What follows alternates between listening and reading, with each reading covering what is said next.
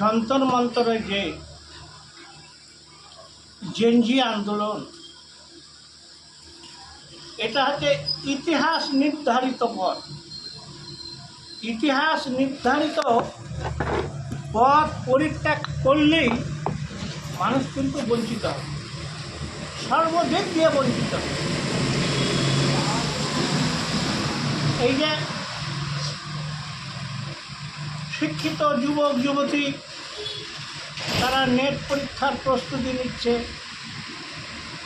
পরীক্ষার আগেই প্রশ্নপত্র ফাঁস হয়ে যাচ্ছে।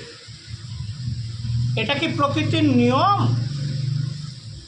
এটা কি প্রকৃতির নিয়ম যে প্রশ্নপত্র ফাঁস হয়ে যাবে? অতই সোজা। কেউ না কেউ সরকার যদি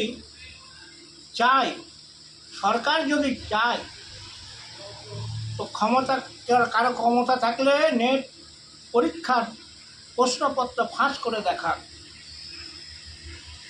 সরকারই তো চাইছে। সরকার কেন চাইছে?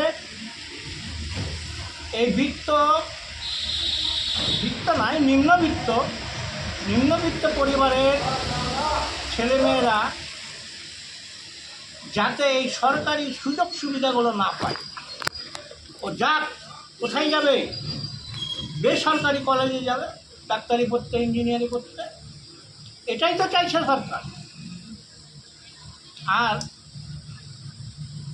এই নিম্নবিত্ত পরিবার, এরা তো অত পয়সা নাই না যে ওই বেসরকারি কলেজে গিয়ে কোটি কোটি টাকা দিয়ে অ্যাডমিশন নেবে, ইঞ্জিনিয়ারের অ্যাডমিশন নেবে, ডাক্তারির অ্যাডমিশন নেবে। এটা পারবে না। সরকার খুব ভালো করে জানে এই 14 বছর ধরে এই শিক্ষিত যুবক যুবতীরা আজ বঞ্চিত। ধৈর্যের একটা সীমা আছে। তো ধৈর্যের সীমা অতিক্রম করে গেছে। 14 বছর ধরে তারা বঞ্চিত।